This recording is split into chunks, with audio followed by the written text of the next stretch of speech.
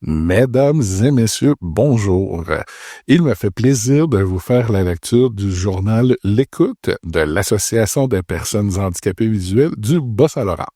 Mon nom est Émile Proulx. Sur la page couverture à la figure 1, nous voyons l'image de Reine avec le Père Noël et son traîneau dans le ciel, suivi d'une banderole avec l'inscription « Bon 30 ans » au journal L'Écoute. Vous écoutez actuellement le volume 30, le numéro 3 et l'édition du Temps des Fêtes 2024. Au sommaire, le mot de la présidente, le mot du coordonnateur, les activités de groupe Rimouski-Neigette et la Métis, groupe de la vallée de la Matapédia, groupe du KRTB, personnes handicapées visuelles en action, conférences et présentations et formation de guide. Dossier à suivre, le régime enregistré d'épargne invalidité, REEI, pour en savoir plus vers une accessibilité universelle, défis et recommandations pour les services bancaires en ligne canadiens. Chronique spéciale Noël, vos recettes du temps des fêtes. Entrevue avec Madame Monique Bélanger. En bref, 5 idées de cadeaux pour les personnes handicapées visuelles. Capsule santé, le goût de lire, une touche d'humour, jeu de mots, à l'agenda, réponse aux jeux de mots et ceux qui nous quittent. Mot de la présidente par Chantal Couillard. Bonjour. En cette période des fêtes, j'aimerais partager avec vous un souvenir de Noël.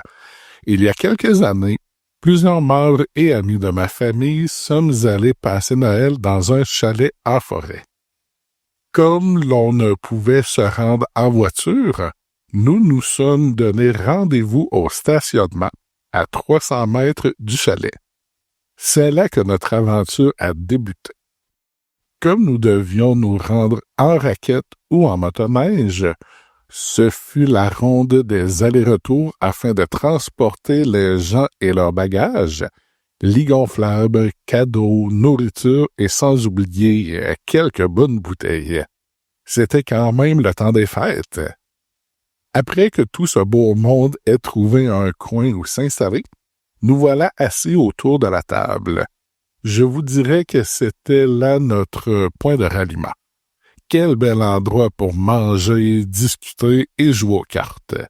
Au réveillon, nous avons chanté et joué aux cartes. Minuit approchait et on se disait « Faudrait ouvrir les cadeaux ». Plus tard, tous fatigués, on retrouve notre coin. Oups, les cadeaux. Pas grave, on les ouvrira demain. Le lendemain, ce fut tout le monde dehors. On glisse, on fait de la raquette ainsi qu'un igloo. De retour dans le chalet, chacun retrouve sa chaise autour de la table et les fous rires et les jeux de cartes recommencent. La journée se termine et l'on retrouve son coin. Oups, on n'a pas ouvert les cadeaux. On le fera demain. Le 26 au matin, une belle neige de Noël tombait. Pas question de rester à l'intérieur. Nous sommes retournés jouer dehors et par la suite, nous avons repris notre siège autour de la table. Le soir venu, nous sommes tous retournés dans notre coin. Eh bien oui, les cadeaux seront pour demain. Nous voilà rendus au 27 décembre. Comme toute bonne chose a une fin, chacun devait refaire ses bagages et dégonfler son lit et quitter son coin. Il est certain qu'après avoir bien mangé et pris un petit verre ou deux, le retour fut plus léger. Ah oui, j'oubliais, encore les cadeaux.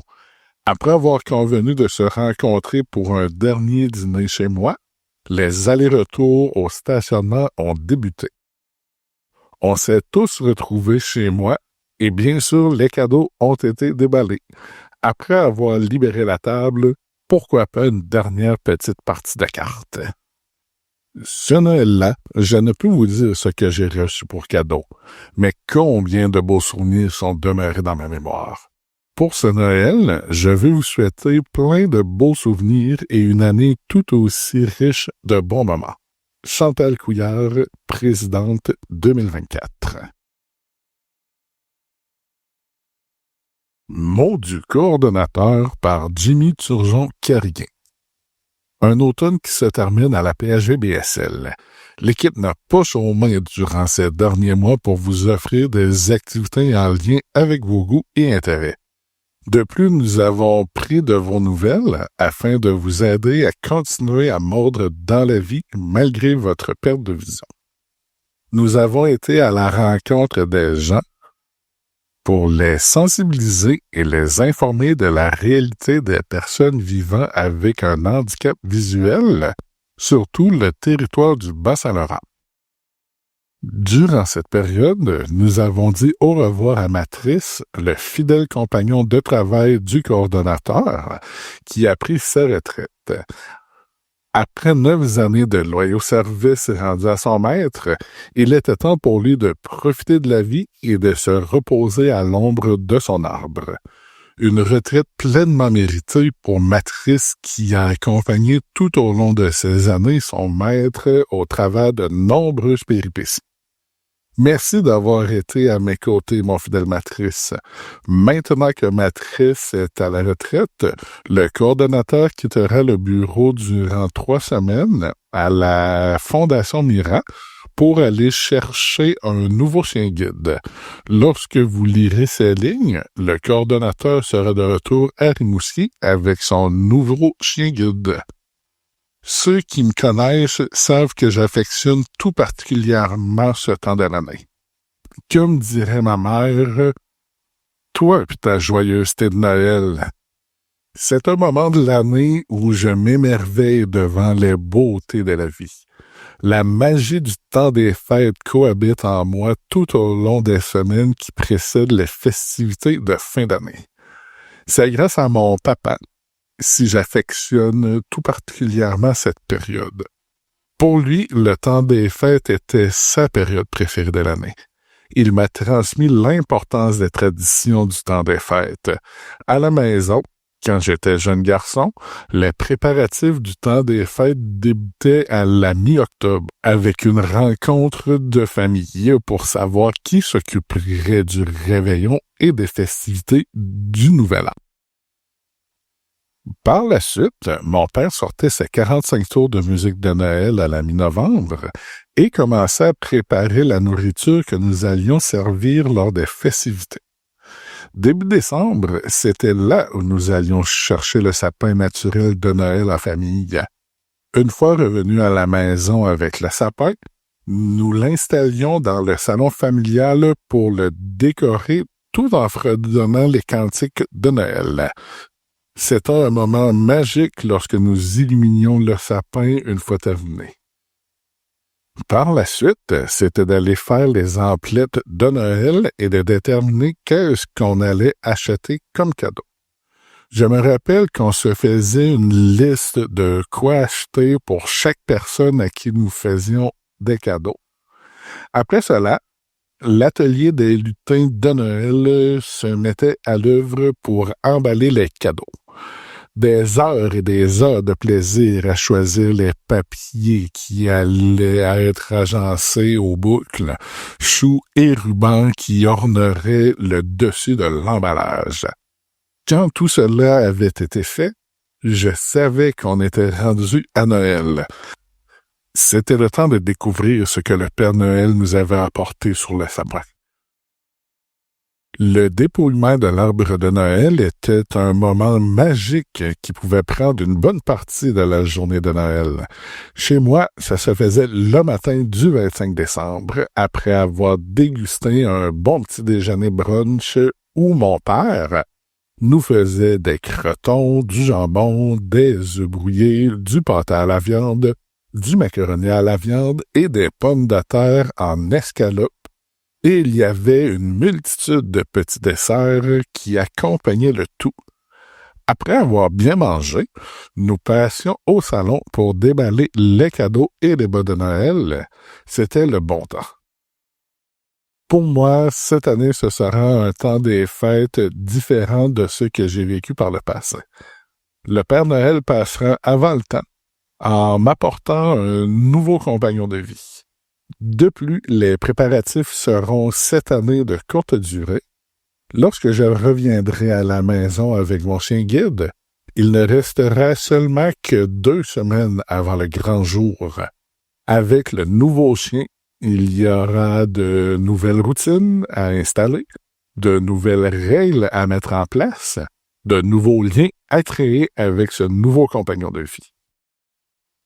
Ce sera un temps des fêtes qui sera rempli de tout plein de belles surprises, agrémenté de doux moments de rencontres familiales et de tout plein de belles découvertes en compagnie de mon nouveau chien guide. À chaque année où nous avançons en âge, nous écrivons à chaque fois une nouvelle page de notre chapitre de notre histoire de vie. Pour moi, cette année, ce fut une année où j'ai mis fin à un chapitre pour en débuter un nouveau, qui sera, je l'espère, des plus divertissants et des plus apprenants pour la poursuite de mon cheminement de vie. Chers membres, prenez un temps pour réfléchir à ce que je viens de vous dire. Prenez le temps pour vous de vivre vos émotions. Le temps des fêtes est un moment de l'année pour faire le bilan de nos histoires de vie et de se remémorer les doux moments passés en compagnie de nos êtres chers. Si vous avez le cœur à la nostalgie, accueillez-la avec douceur et tendreté afin de revivre vos plus beaux souvenirs du temps des fêtes. J'en profite pour vous souhaiter un joyeux Noël et une bonne et heureuse année 2025. Je vous souhaite santé, paix et bonheur pour la nouvelle année. Profitez-en pour vous reposer et nous revenir en pleine forme pour continuer à prendre part à nos activités qui reprendront en janvier. Nos petits lutins sont présentement à vous organiser une planification pour l'hiver des plus diversifiés.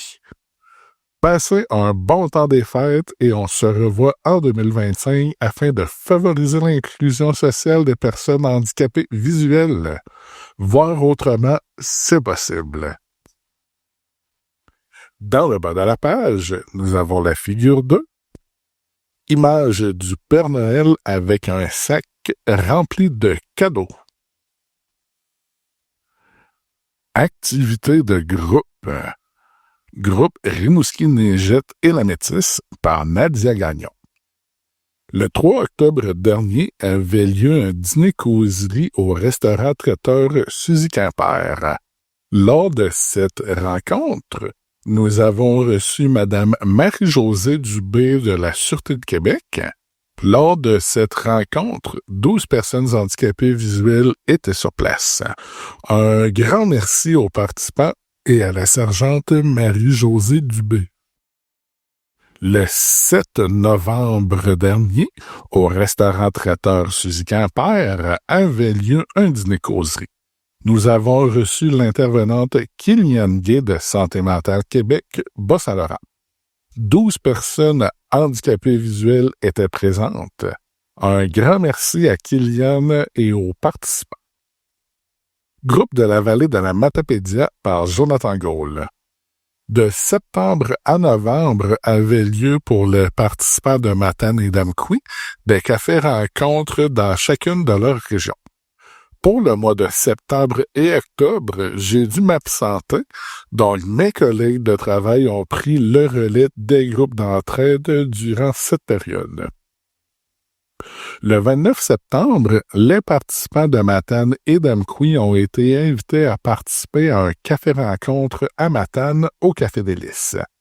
Cette rencontre avait pour but de réunir les membres et de prendre de leurs nouvelles suite à la mise sur pause des groupes d'entraide pour la saison estivale. Il y avait un total de 10 personnes, dont 6 personnes handicapées visuelles, 3 guides et bénévoles, ainsi qu'un employé. Nous avons également profité de ce moment pour manger un bon repas avec de la bonne compagnie. Au mois d'octobre, mercredi le 23, les participants de Matane et d'Amqui ont participé à un café-rencontre. Les membres présents ont eu la chance de faire la connaissance de Madame Stéphanie Bérubé, qui est zoothérapeute à Amqui. Ce moment avait pour but d'offrir aux participants un moment agréable en présence d'animaux domestiques, ainsi que d'en apprendre davantage sur la zoothérapie. Il y avait un total de 10 personnes, dont 4 personnes handicapées visuelles, 4 guides et bénévoles, ainsi que 2 employés. Si vous désirez participer aux activités de groupe, vous pouvez appeler l'équipe de la PHVBSL au 418-723-0932 ou au numéro sans frais 1877-708-1941.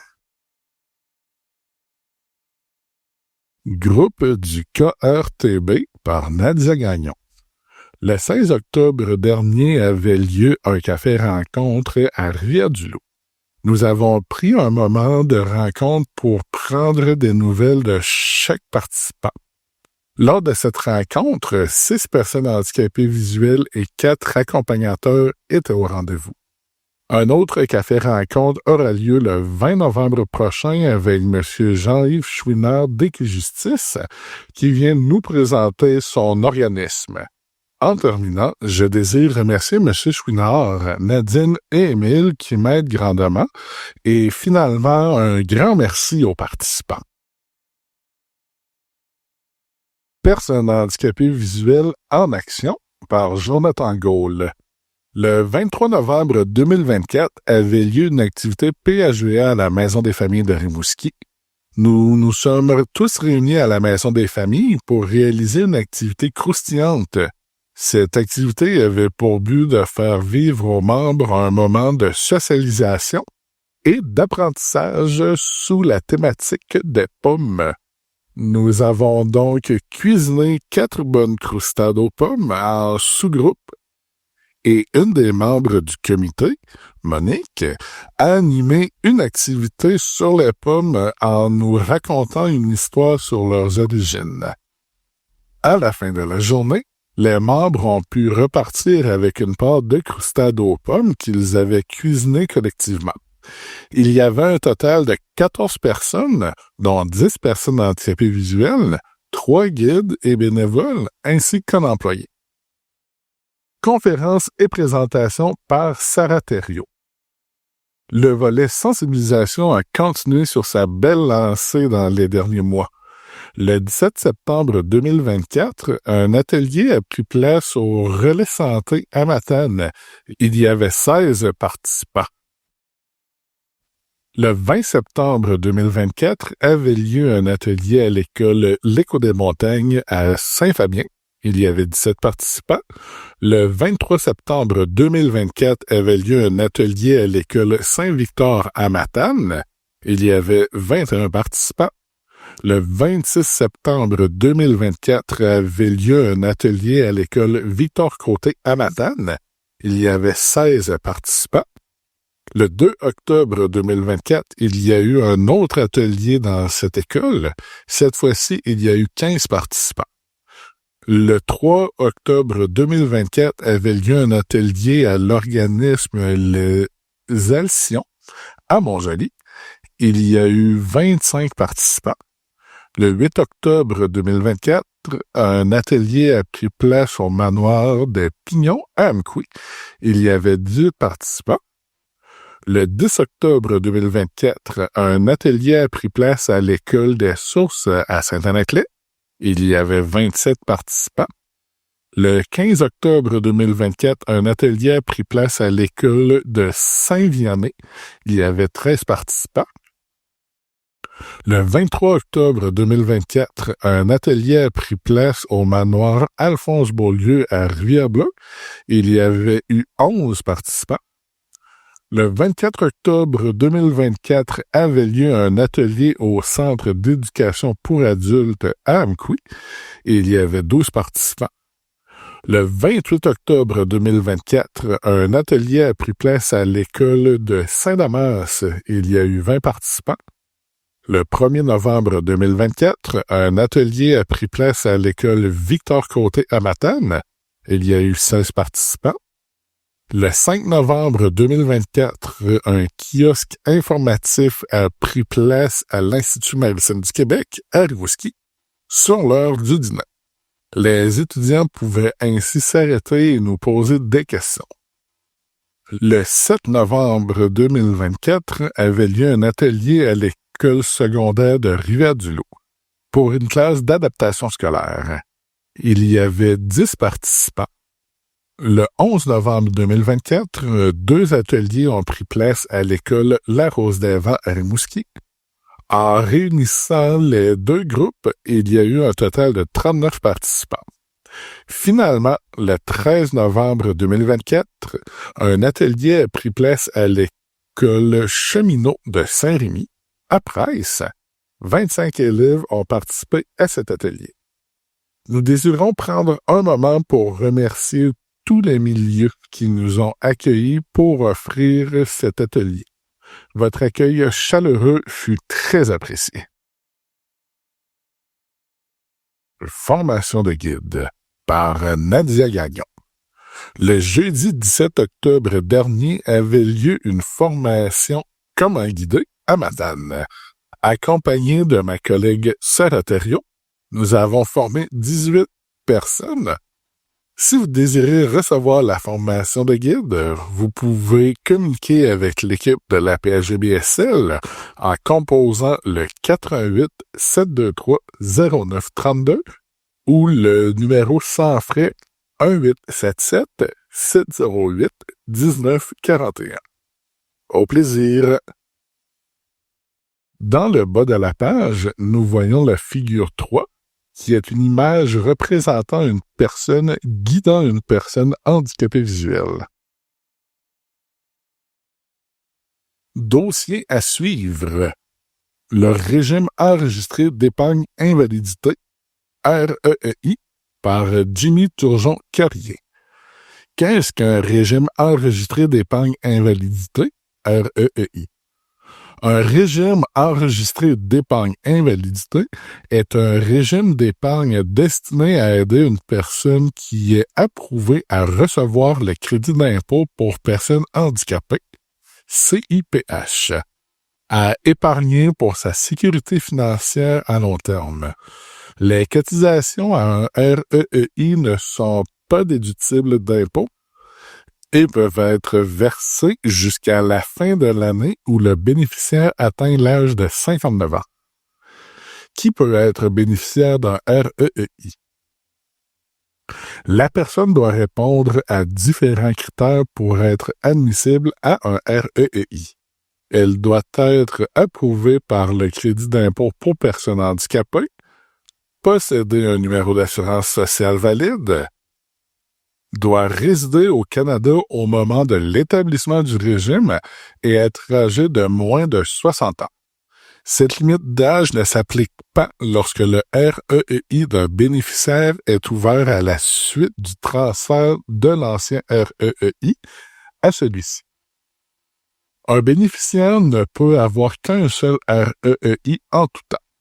Toutefois, ce REEI peut avoir plusieurs titulaires au cours de son existence et il peut avoir plus d'un titulaire en tout temps.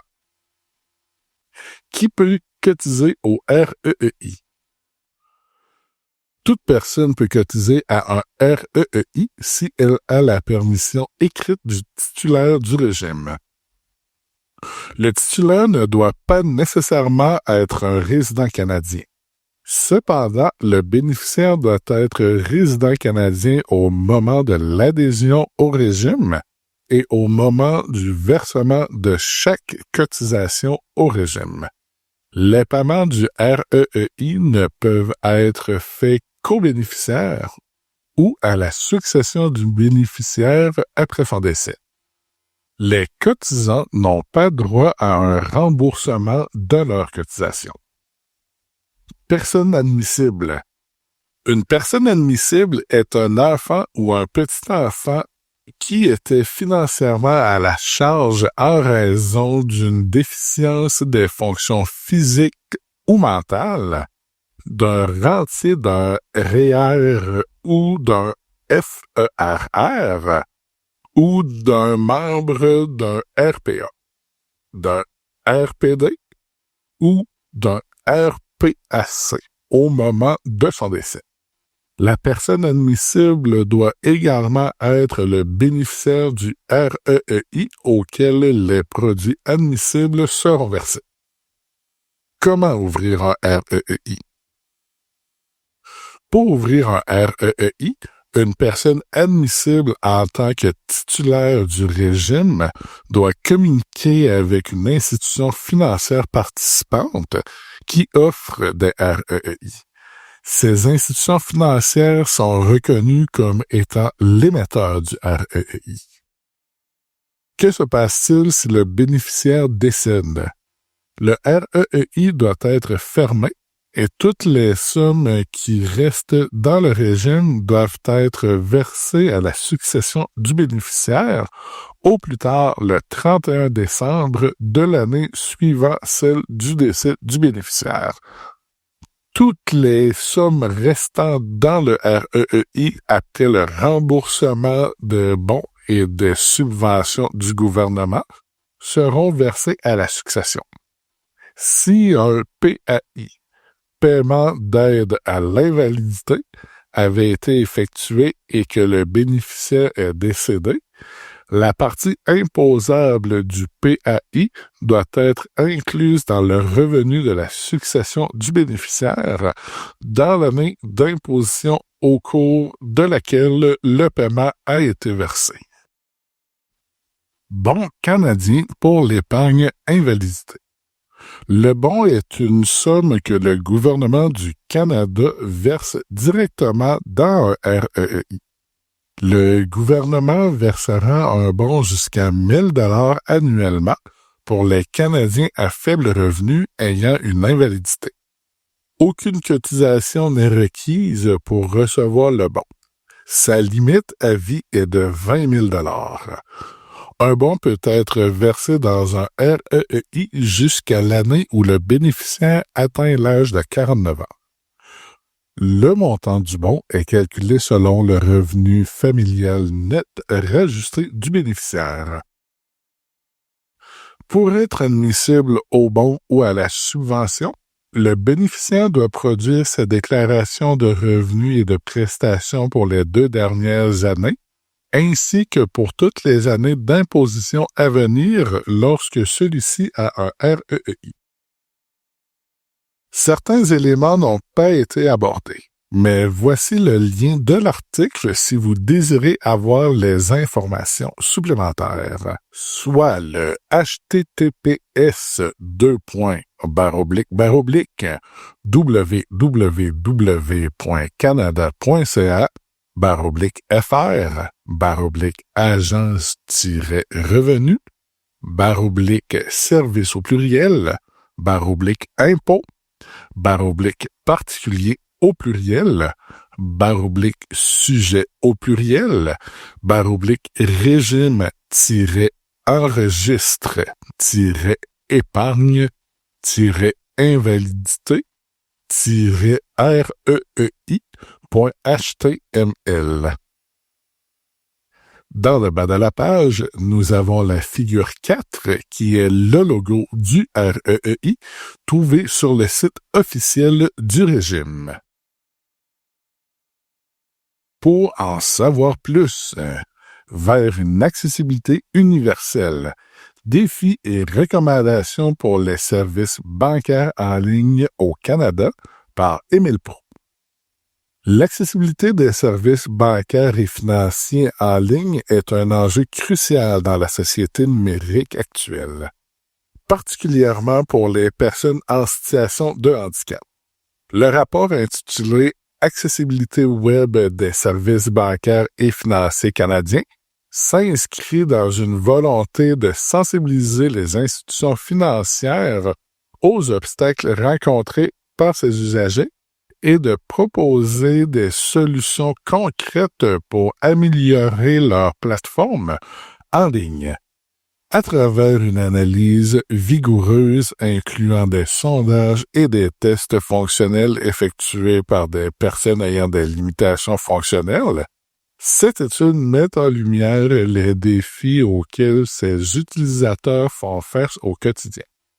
Le rapport présente aussi un guide de recommandations pour favoriser une meilleure inclusion et garantir une accessibilité conforme aux normes établies. Le rapport sur l'accessibilité web des services bancaires et financiers canadiens vise à dresser un portrait global de la situation actuelle en matière d'accessibilité des plateformes numériques de plusieurs grandes institutions financières. Le projet s'articule autour de deux objectifs principaux, soit de sensibiliser les banques à l'importance de l'accessibilité pour les personnes ayant des limitations fonctionnelles et leur fournir des outils concrets pour mieux répondre à ces besoins.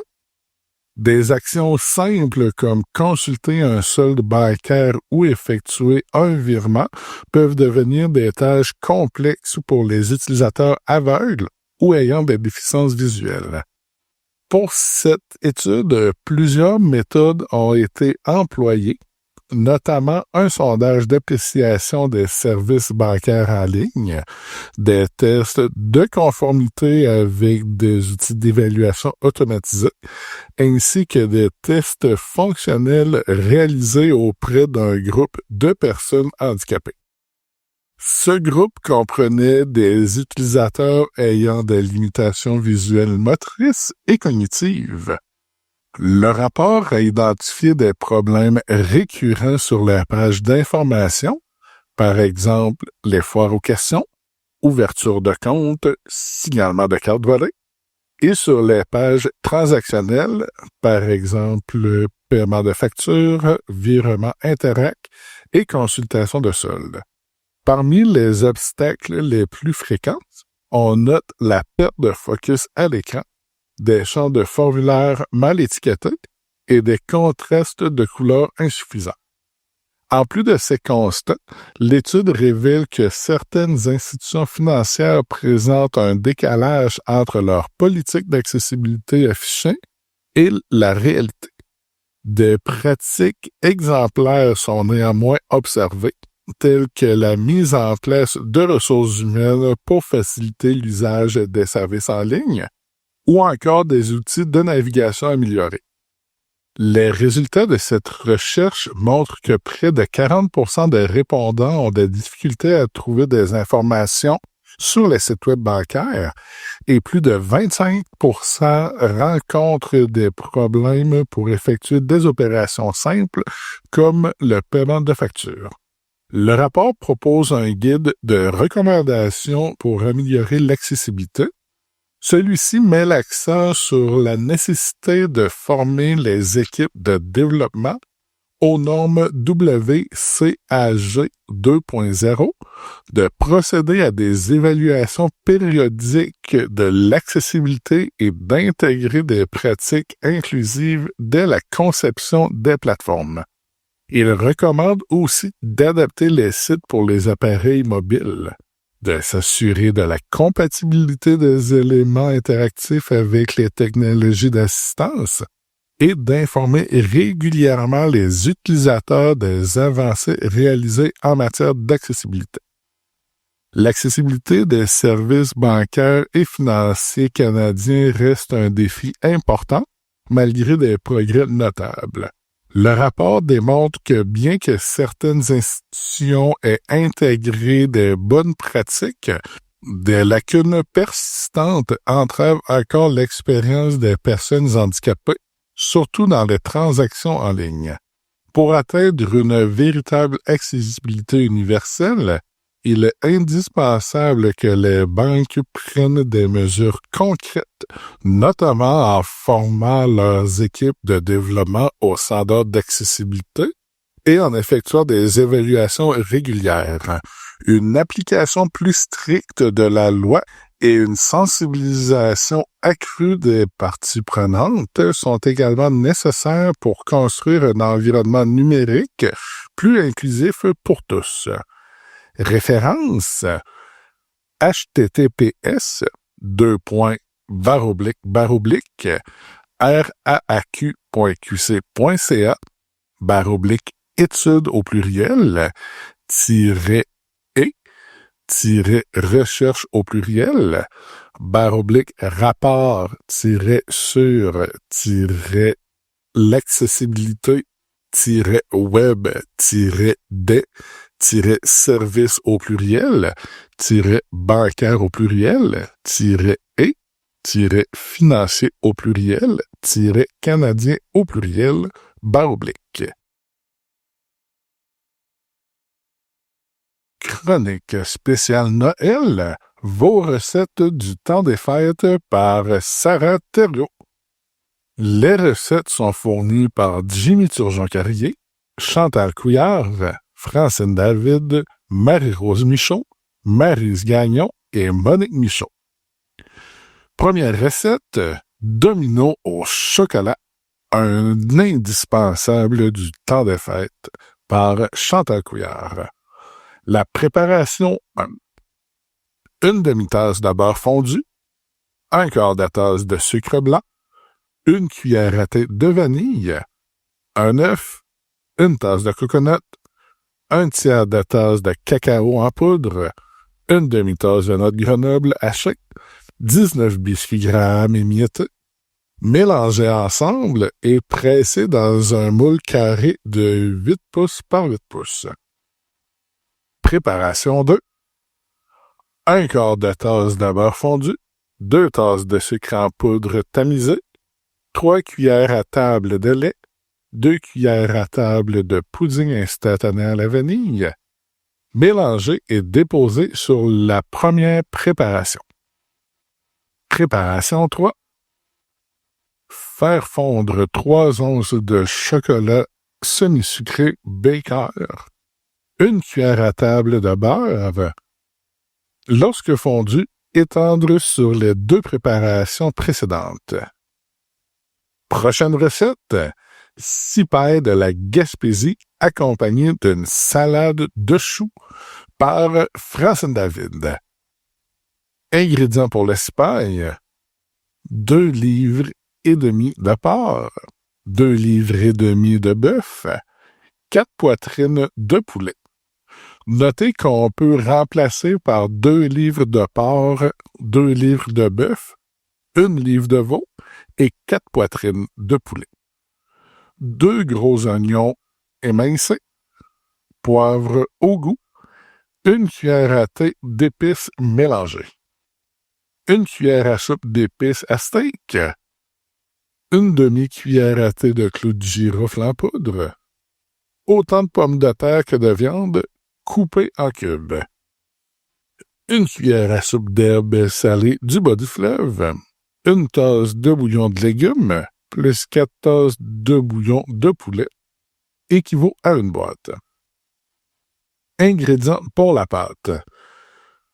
7 tasses de farine, 1 cuillère à thé de poudre à pâte, 1 cuillère à thé de sel, 1 livre de Tender Flake, de la graisse, 2 cuillères à table de vinaigre blanc, 1 œuf et de l'eau. Préparation de la pâte. Dans un bol, mélangez la farine avec la poudre à pâte et le sel. Puis ajoutez le Tender Flake avec vos mains jusqu'à ce que le tout soit bien mélangé. Dans un verre à eau, battre l'œuf et le vinaigre, puis remplir avec de l'eau. Incorporez le liquide doucement au premier mélange en formant de petites boules de pâte molle non collantes. Vous pouvez utiliser 2 mélanges à pâte du commerce, mais ça fait une pâte plus sèche. Ma recette donne de la pâte pour faire votre 6 pailles, plus 2 tartes. Vous pouvez aussi congeler le reste et l'utiliser plus tard. Préparation du 6 pailles. Coupez la viande en cubes de 1 demi-pouce. Mélangez avec l'oignon haché fin. Ajoutez les épices et le poivre. Ne pas mettre les herbes salées tout de suite. Laissez reposer toute la nuit au réfrigérateur dans une casserole bien couverte. Le lendemain, pelez et coupez les pommes de terre en cubes. Ajoutez les herbes salées.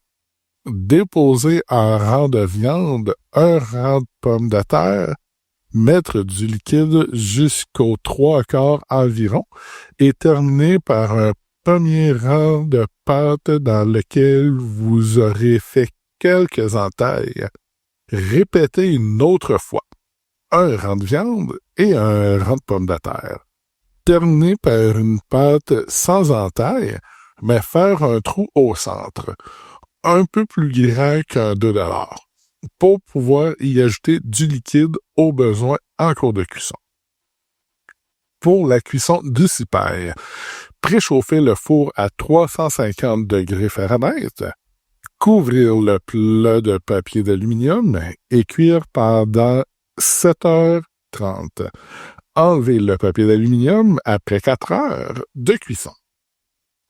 Voir à ce qu'il y ait toujours du liquide durant la cuisson.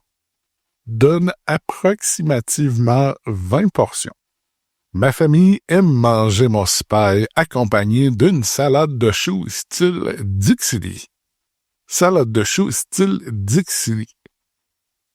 Un chou râpé, 3 branches de céleri haché, une carotte râpée, un oignon haché, un demi-poivron vert coupé en petits dés, un quart de tasse de lait 2% ou au choix, un quart de tasse de vinaigre blanc, une demi-tasse de sucre, 8 onces de mayonnaise, une cuillère à thé de jus de citron.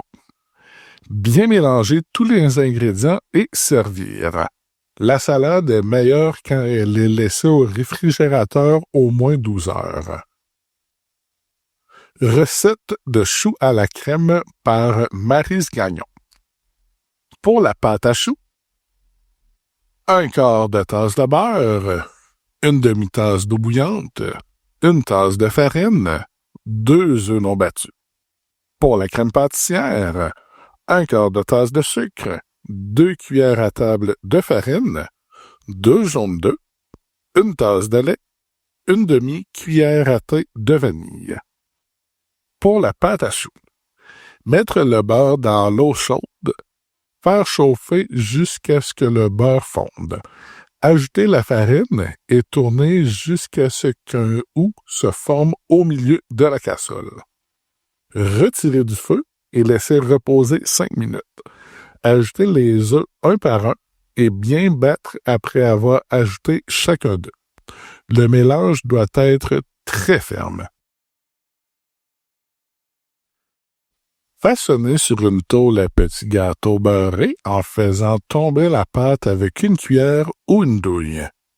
Cuire au four à 375 degrés Fahrenheit jusqu'à ce qu'il ne reste aucune trace d'humidité. 40 à 50 minutes. Pour la crème pâtissière, déposez le sucre et la farine dans un bain-marie. Ajoutez les jaunes d'œufs et bien mélanger. Délayer avec le lait, ajouter la vanille et faire cuire au-dessus de l'eau bouillante jusqu'à consistance de crème aromatisée.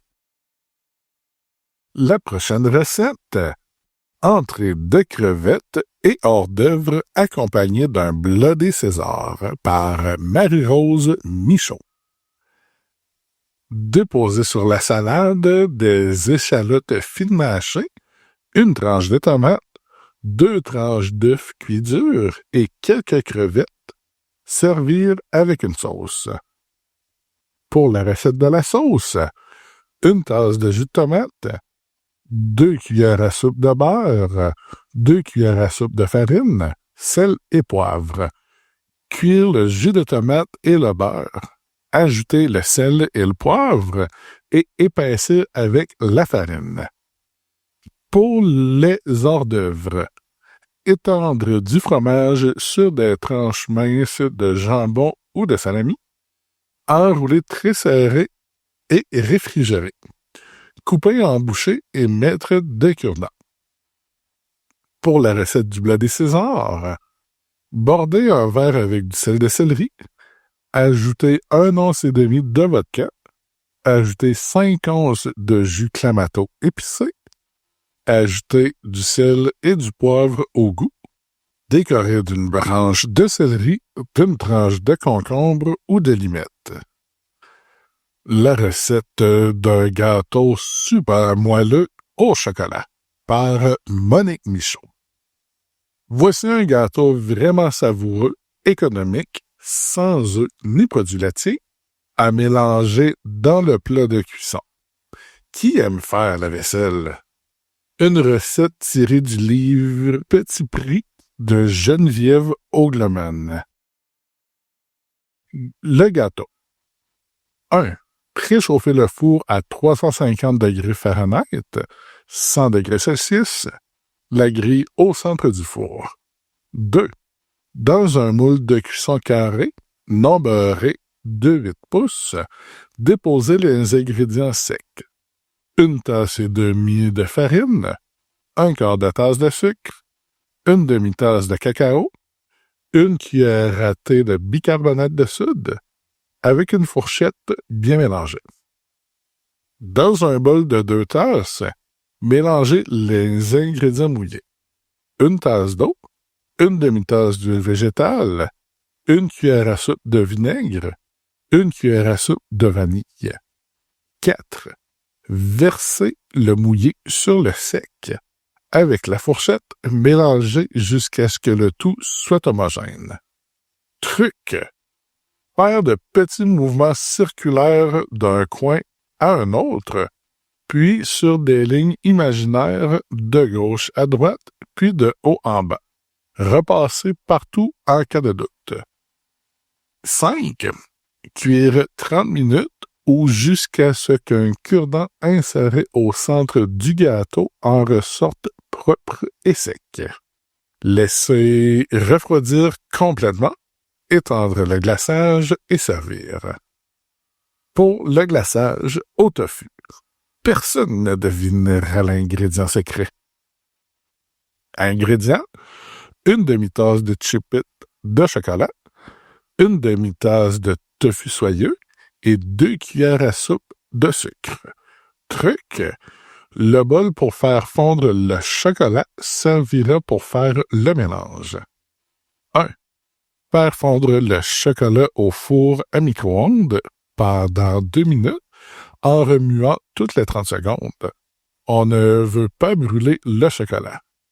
Pas de micro-ondes. Un bain-marie prévient de trop cuire le chocolat. 2.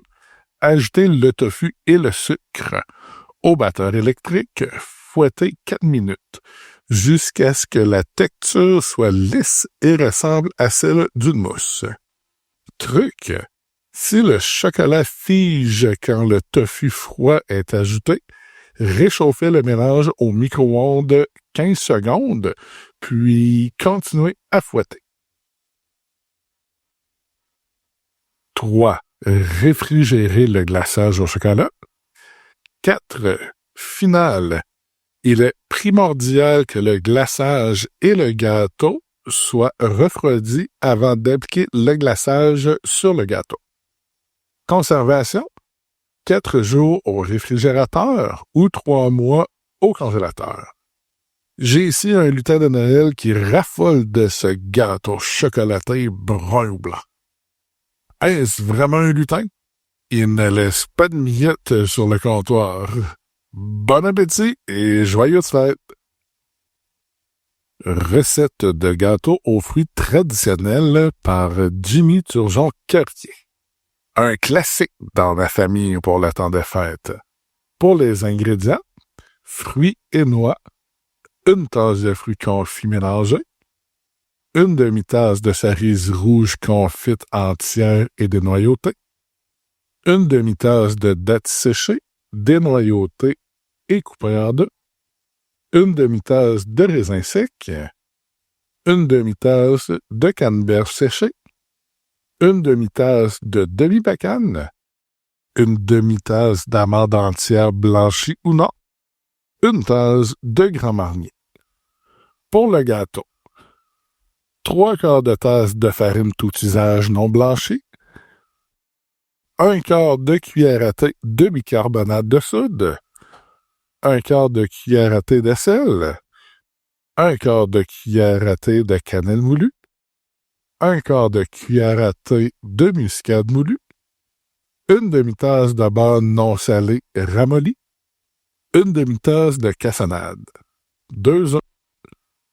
Pour la préparation, faire mariner les fruits et les noix dans l'alcool durant 24 heures environ. Brasser de temps en temps pour que les fruits et les noix absorbent l'alcool. 2. Dans un bol, mélanger tous les ingrédients et réserver. Pour le gâteau, placer la grille au centre du four. Préchauffer le four à 100 degrés Celsius ou 350 degrés Fahrenheit.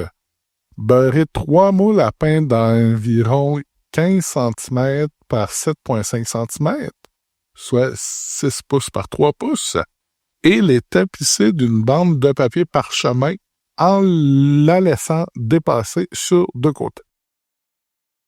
4.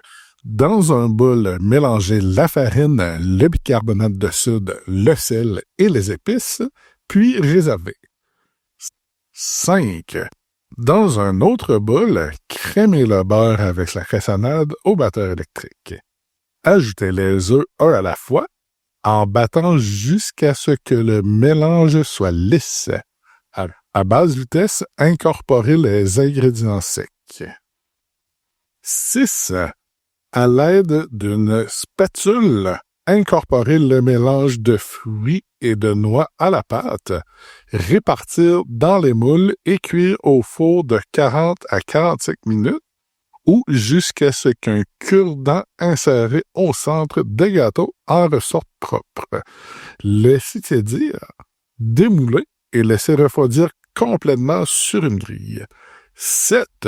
Tranchez les gâteaux finement et bon appétit!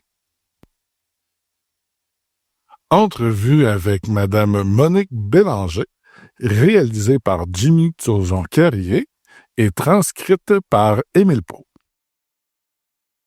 Bonjour, aujourd'hui on s'entretient avec Madame Monique Bélanger.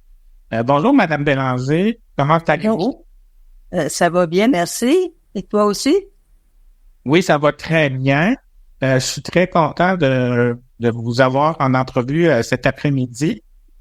Au tout début, j'aimerais que vous m'expliquiez le lien que vous avez avec l'Association des personnes handicapées visuelles.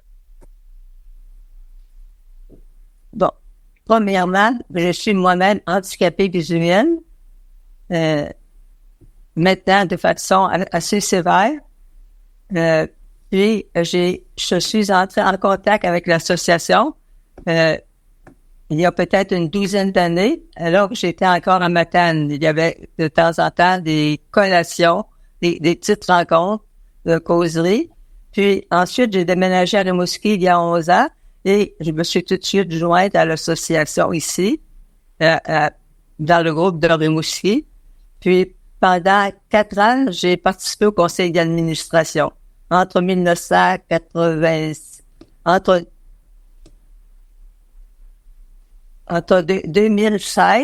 et entre 2016 et 2020. OK. C'est c'est quoi exactement?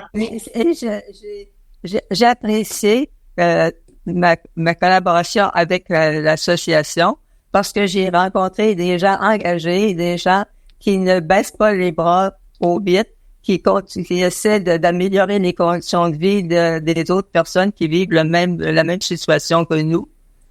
Et je reste toujours en contact, mais de façon un peu moins assidue, compte tenu de mon âge. J'ai 94 ans, mais je suis quand même, malgré mon handicap visuel, je suis quand même en assez bonne santé pour mon âge. Mais j'ai moins de capacité que j'en ai déjà eu. OK.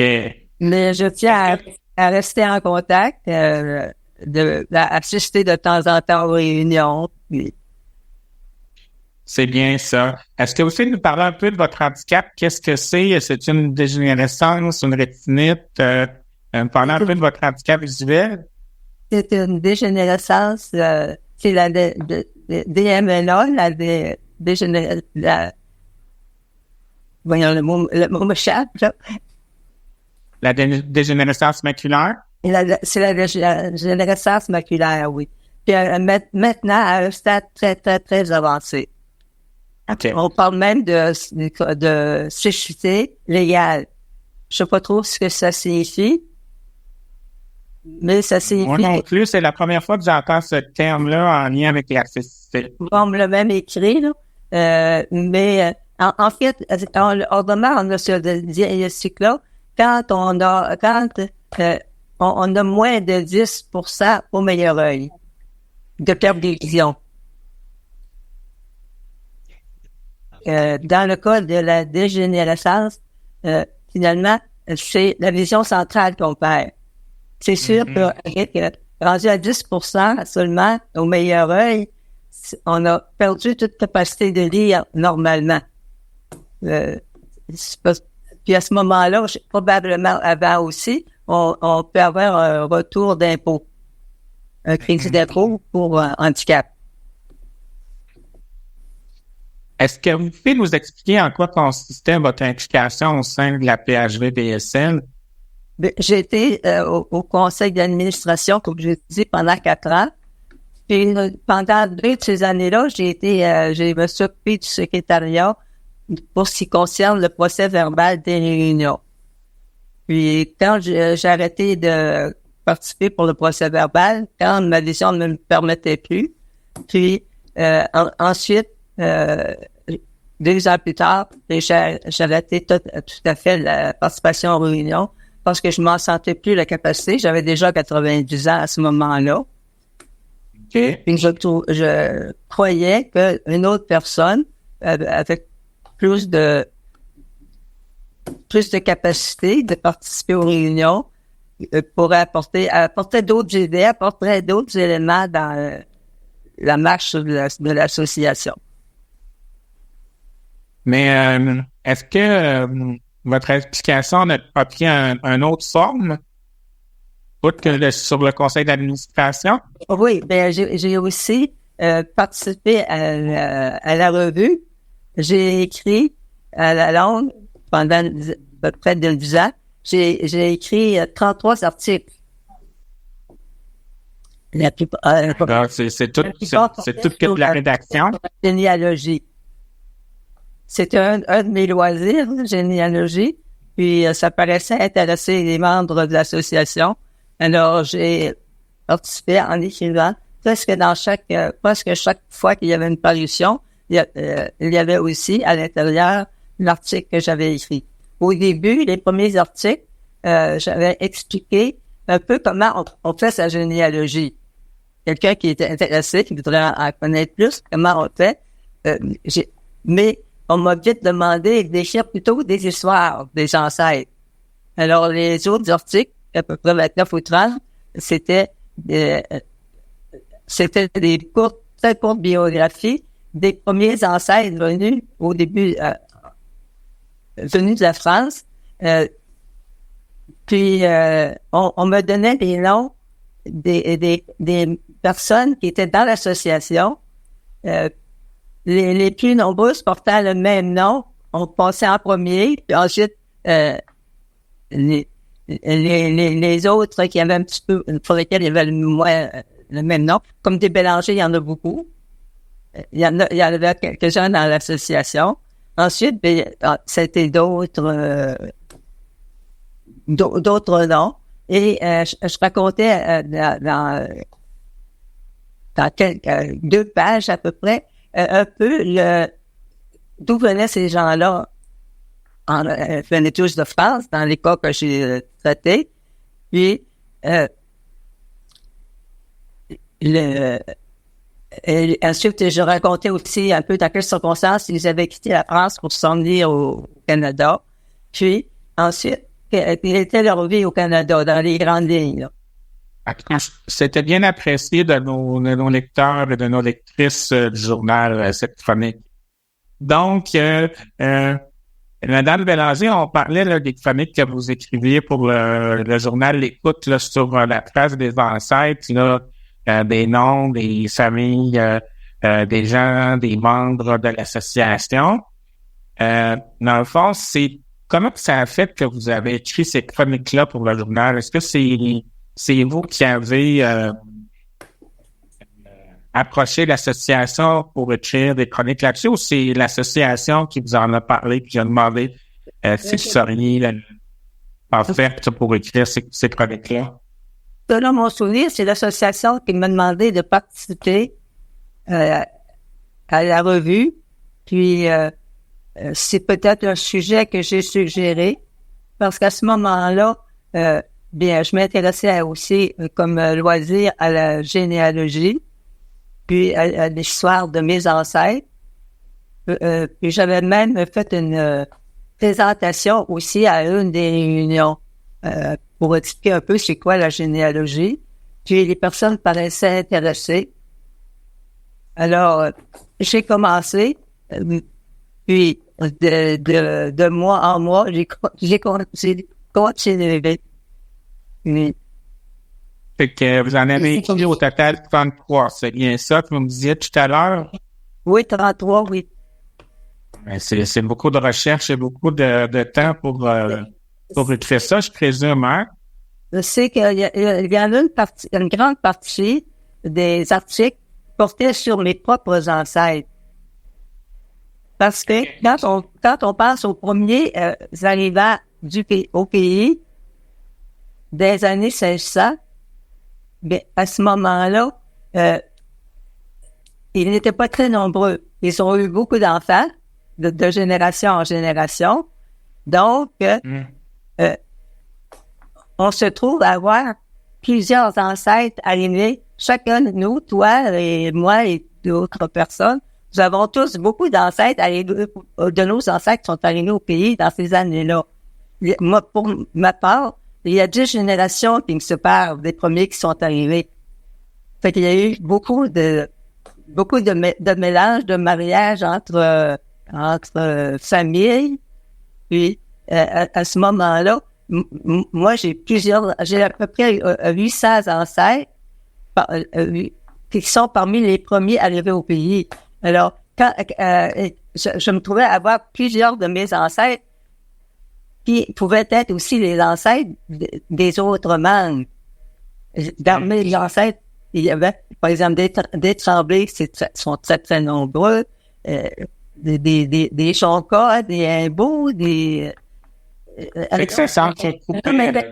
Et si moi, j'ai plusieurs ancêtres arrivés au pays, parmi ceux qui sont arrivés au pays sont mes ancêtres, mais ils sont aussi les ancêtres de toi aussi, des autres personnes.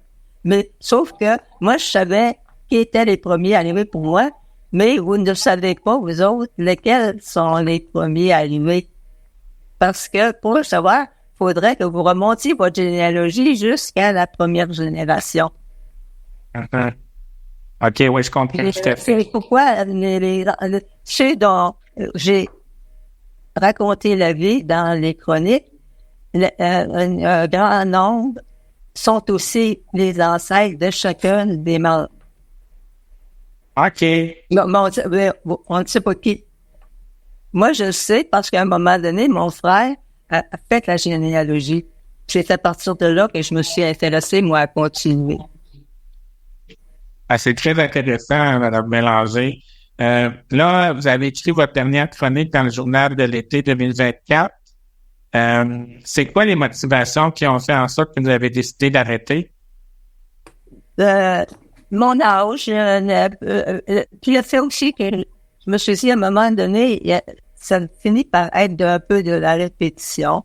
Puis je trouve que ce serait important de laisser l'espace pour d'autres personnes qui pourraient présenter d'autres sujets qui pourraient être très intéressants. peut-être en rapport avec d'autres loisirs. Je pense que c'est important, quand on perd la vue, de rester actif quand même, puis de garder des activités qui sont encore qui sont encore possibles. Là, vous avez, dans le fond, la parole à vous. Si vous aviez un mot à dire à vos lecteurs et lectrices qui nous ont suivis, qui ont lu vos chroniques depuis les 10 dernières années, qu'est-ce que vous auriez à leur dire? Bien, leur souhaiter de rester, dans la mesure du possible, de rester actif, de continuer à s'intéresser. C'est ce que je vois chez plusieurs d'entre eux. Mais je ne connais pas tous les membres, bien sûr. Mais quelle que soit l'activité, celle qu'on est encore capable de faire, malgré nos pertes et nos deuils, je pense que c'est important de continuer. Ça nous aide à enrichir notre vie en restant actif et intéressé aux personnes qui nous entourent, puis capable de continuer à rendre service tant qu'on est capable. C'est que là, vous allez faire quoi, là, maintenant que vous écrivez plus de chroniques, là? Ça va être quoi vos passe-temps, vos passions, là, pour les prochains mois et années? Ben, je continue à faire de la lecture avec l'appareil Daisy que je peux écouter, les enregistrements. Je visite, je suis membre d'une congrégation religieuse. J'ai mes concerts qui habitent ici dans la maison. Je vais les visiter. Je garde des contacts avec ma famille. J'ai encore 10 frères et sœurs. Beaucoup de neveux et nièces. Oui, effectivement. Et même d'arrière-nièces, arrière-nièces et arrière-neveux.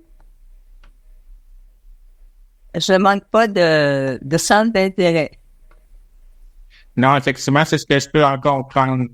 Fait que, Madame Mélanger, merci de nous avoir permis d'en apprendre plus. Tous les lecteurs et les lectrices qui nous ont lu, je vous remercie de nous avoir fait connaître qu'est-ce que c'était la généalogie de nos ancêtres. Fait que je vous remercie au nom de tous les lecteurs et lectrices du journal L'Écoute pour nous avoir transmis votre passion de la généalogie.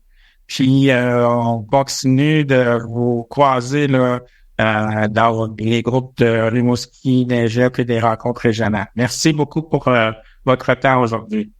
Et merci. Puis mes meilleures salutations à tous les membres. Puis j'ai toujours hâte de vous revoir. Ah, mais au plaisir. En bref, 5 idées cadeaux pour les personnes handicapées visuelles par Sarah Thériault. Il n'est pas toujours facile de trouver le cadeau idéal pour un proche. Lorsque ce proche vit avec une déficience visuelle, le défi de lui trouver un cadeau qui sera utile et adapté à son quotidien est encore plus élevé. Voici donc quelques idées de cadeaux à offrir à une personne vivant avec une déficience visuelle. Première idée de cadeau.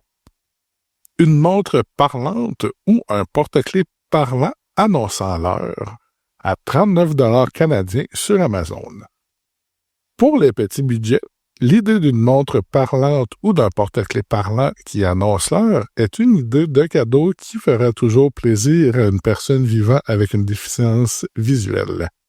Une pression sur le bouton permet d'annoncer l'heure. Il est important de se renseigner auprès de la personne afin de savoir si elle possède déjà cet outil, puisque plusieurs personnes l'utilisent déjà. La marque TalkJoy est très légère et se met facilement dans une poche. Voici le lien pour commander le porte-clés. https://www.amazon.fr/FRANC signe de pourcentage C3 signe de pourcentage A9S parlante regarder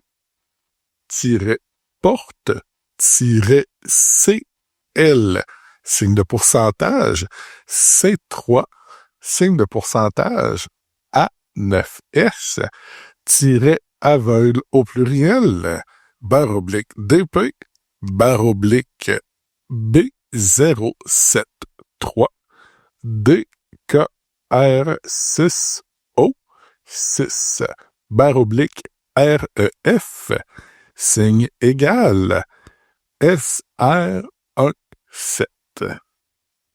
Deuxième idée de cadeau, un détecteur de couleurs, 323 $ canadiens sur CECIA, C-E-C-I-A-A. Une idée cadeau originale pour une personne vivant avec une déficience visuelle est un détecteur de couleurs de la marque Colorino. Il permettrait à la personne de connaître la couleur des choses, même si les descriptions de couleurs restent basiques sur les couleurs primaires. Il permettrait tout de même à la personne de se faire une idée sur les couleurs qui sont à sa disposition. Le seul inconvénient de cet outil est qu'il est considéré dispendieux, alors qu'il remplit seulement une fonction.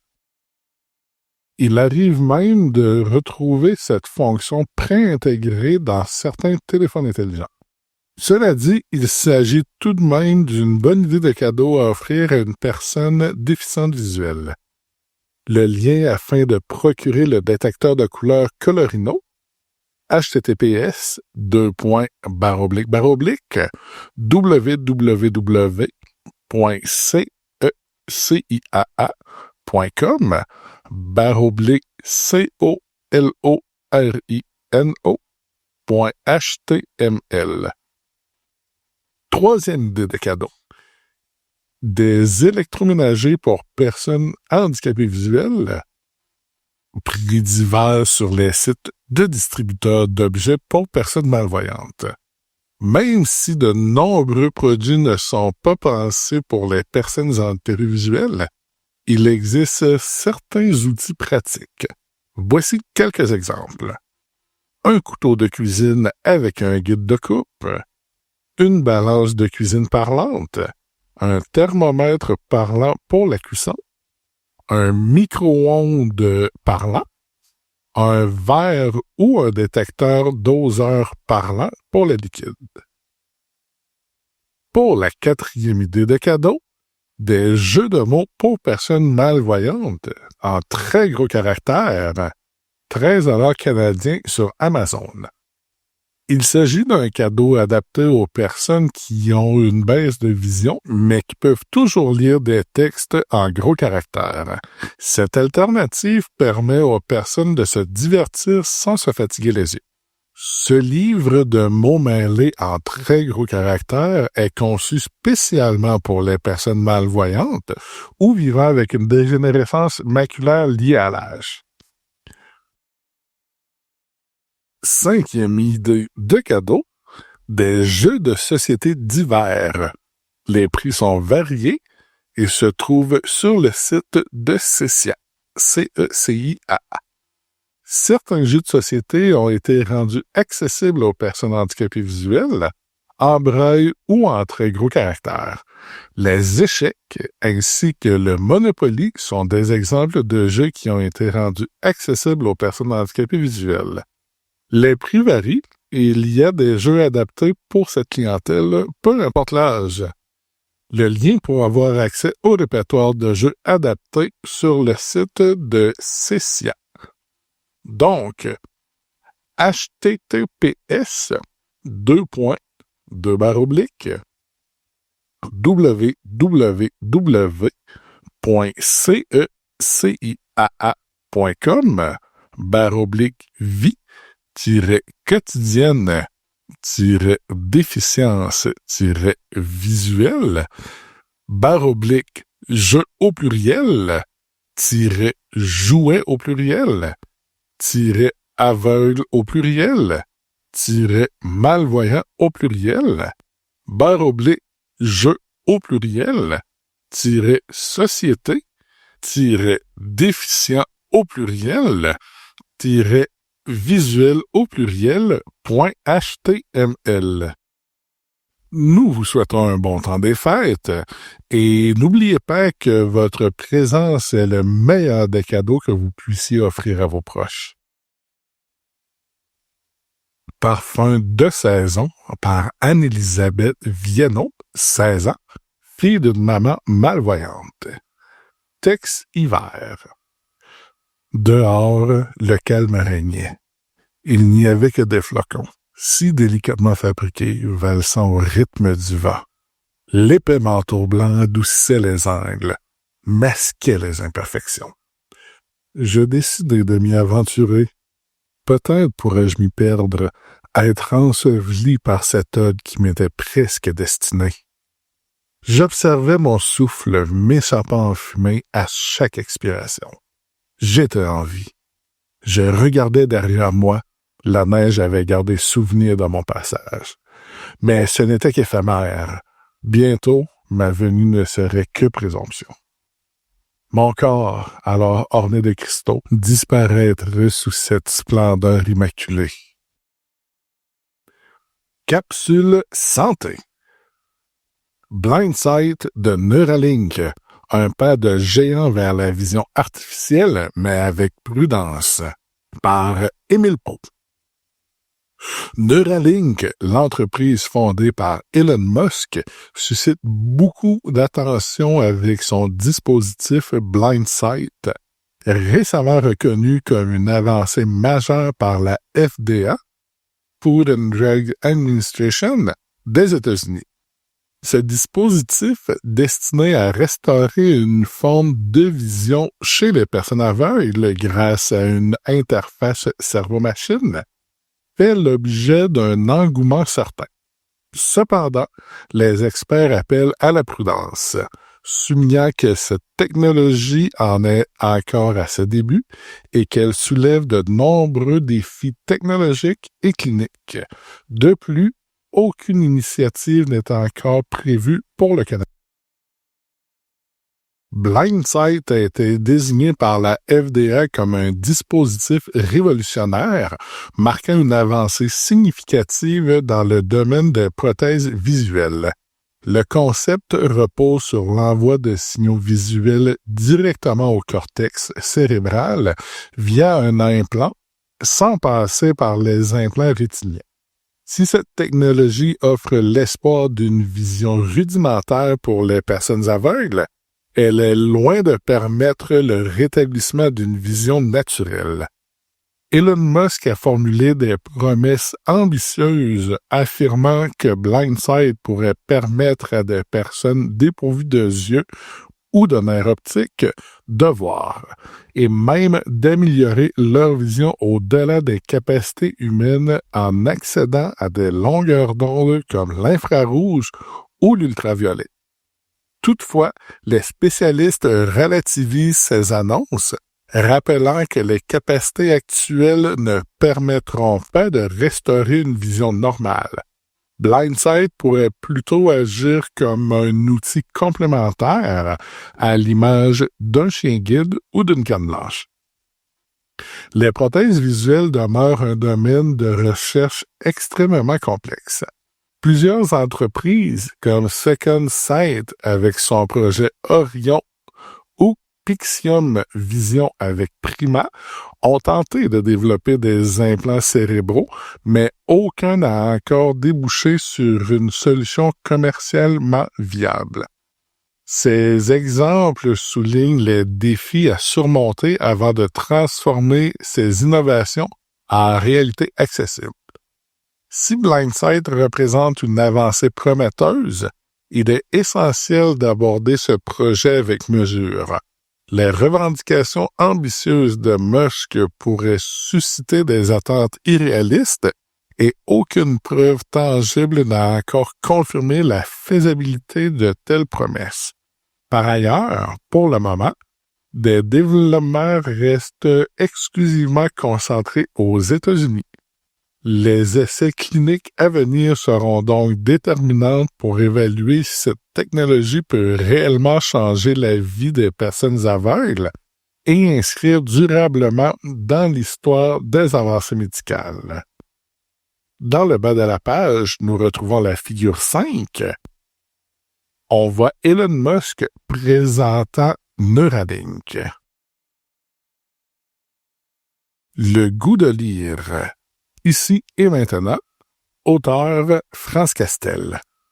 France Castel assume tout. Elle ose dire ce qu'elle pense et ose penser ce qu'elle dit, et tant pis si cela dérange ou même choque. Parce qu'elle en a parlé avec sa franchise habituelle, on croit la connaître. Mais France n'avait pas tout dit de sa vie et de son histoire.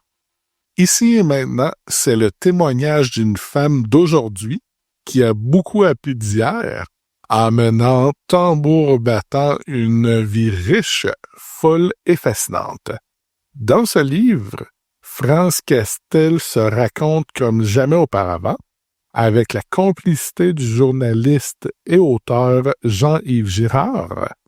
Le point de départ, des objets conservés dans des boîtes et qui, comme elle, ont survécu à tout.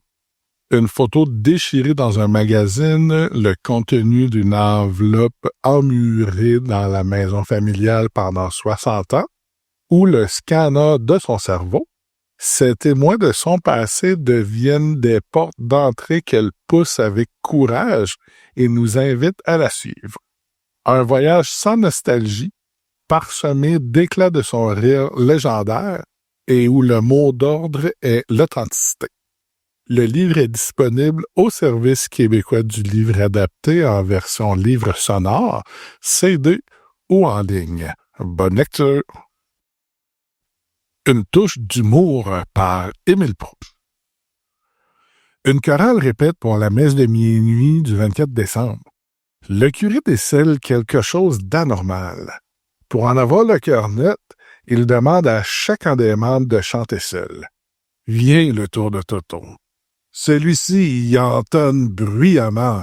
Léon, Léon. Toto, arrête, fait le curé. Tu tiens ton livre de chant à l'envers. Les paroles, c'est Noël, Noël. Petite devinette. Qu'est-ce qui a 38 jambes, 10 têtes, 2 bras et un nez rouge? La réponse, le Père Noël et ses 9 reines. Et pour la prochaine blague, un homme entre à l'hôpital avec un poignet dans un état pitoyable. Alors qu'une infirmière lui applique un plâtre, il lui demande « Pensez-vous que je pourrais jouer du piano après ça? » L'infirmière avec un sourire répond « Bien sûr, tout à fait. » L'homme, visiblement ravi, s'écrie « Merveilleux! Je ne savais même pas jouer du piano avant. » Mon grand-père, c'est un visionnaire. Il savait que le Titanic allait couler. Il les a avertis des dizaines de fois. Sérieux, il criait à tout le monde que ça s'en venait, que c'était inévitable. Mais à chaque fois, les gens le regardaient l'air perplexe, comme s'il était complètement fou. Puis là, moi, je me dis, mais voyons, pourquoi il t'écoute pas? Et là, tout d'un coup, ça devient trop. Ils finissent par le prendre par le bras, le tirer de force pour le sortir du cinéma. Et la petite dernière pour aujourd'hui. 2 couples d'amis, Richard et sa douce, ainsi que Pierre et Sophie, sont réunis pour un bon souper. Richard, ma douce, veux-tu me passer le pain, s'il te plaît? La conjointe de Richard, souriante, bien sûr, mon amour. Sophie, d'un air attendri. Pierre, regarde comme Richard parle à sa femme. Il est vraiment adorable. Tu pourrais faire un effort avec moi, mon chéri? Pierre, amusé. Hey, Richard, sérieux, t'as pas changé, hein? Ça fait 30 ans que vous êtes ensemble, puis tu continues avec tous ces petits noms? Richard, souriant mais un peu gêné. Elle le mérite bien. Un peu plus tard, Pierre, intrigué, tire Richard à l'écart. Pierre, Pour vrai, Richard, comment tu fais pour encore l'appeler avec ces petits mots doux? T'as un secret? Richard se penchant pour chuchoter, l'air un peu embarrassé. Pour être franc, Pierre, j'ose pas lui dire, mais j'ai oublié son prénom. Jeu de mots par Sarah Thériault. Le thème, le temps des fêtes. Replacez les lettres dans le bon ordre pour former les mots en lien avec le thème. Premier mot. E, D, A, X, U, A, C. E, D, A, X, U, A, C. Deuxième mot. N, A, S, I, P. N, A, S, I, P. Troisième mot. T, S, E, O, I, O, C, A, R, D, N. T, S, E, O, I, O, C, A, R, D, N. Quatrième mot. V, O, I, L, E, R, N, L, E. V, O, I, L, E, R, N, L, E. Cinquième mot. R, U, G, A, D, S, I, E, N, L. R, U, G, A, D, S, I, E, N, L. Sixième mot. D, T, R, I, T, N, A, I, O. D, T, R, I, T, N, A, I, O. Le mot 7. L, E, M, F, I, A, L. L, E, M, F, I, A, L. Le numéro 8. N, E, A, B, I, E, T, C, L, O, R. N, E, A, B, I, E, T, C, L, O, R. Le numéro 9. S, N, C, A, H, N, O, S. S, N, C, A, H, N, O, S. Et le dernier, le numéro 10. L, P, E, R, tiré, E, N, E, O.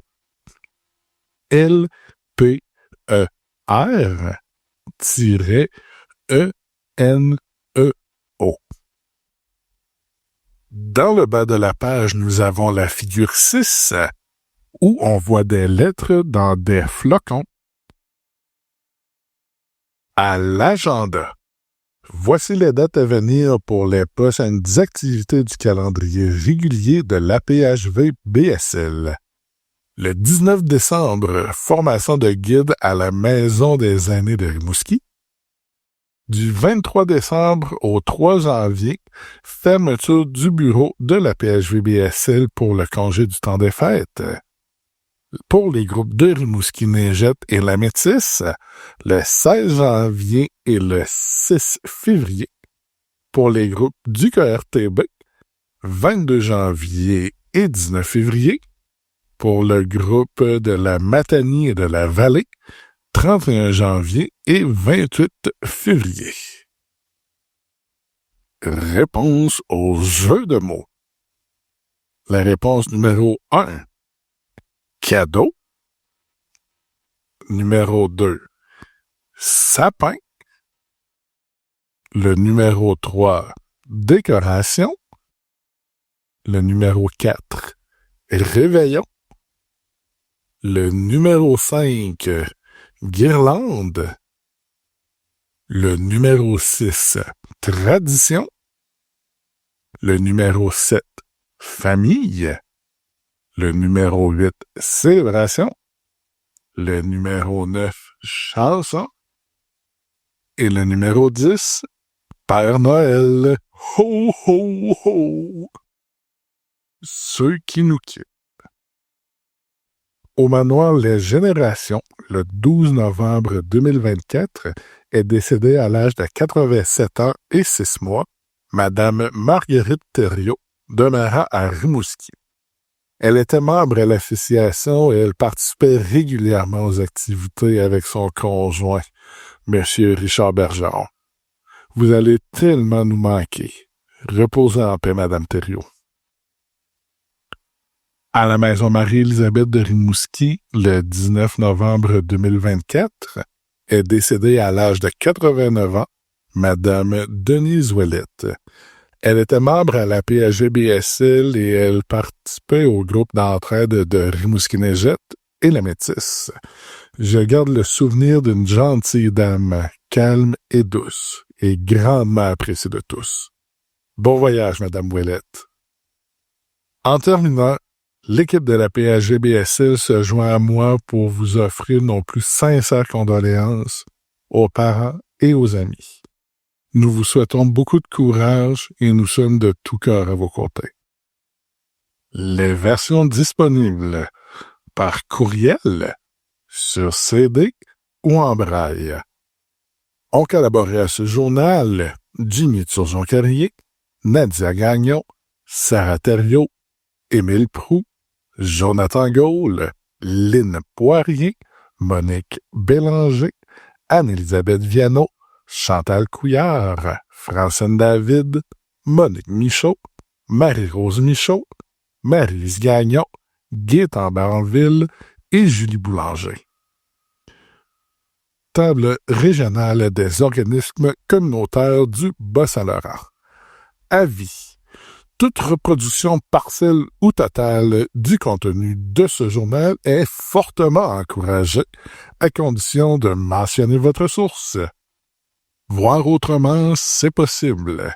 Nos objectifs: améliorer la qualité de vie des personnes handicapées visuelles, briser l'isolement, défendre et promouvoir les droits des personnes handicapées visuelles, favoriser la participation sociale des personnes handicapées visuelles dans toutes les sphères de l'activité humaine. Pour en savoir plus, Association des personnes handicapées visuelles du Bas-Saint-Laurent, au 376 boulevard Jessup, à Rimouski. Téléphone 418-723-0932 et téléphone sans frais au 1-877-708-1941. Notre site web est présentement en construction au aphvbsl.org et vous pouvez nous rejoindre par courriel au aphvbsl@globetrer.net, donc au aphvbsl@globetrer.net. En mon nom et au nom de l'équipe, je vous souhaite un excellent temps des fêtes et une bonne et joyeuse nouvelle année 2025. Bye bye!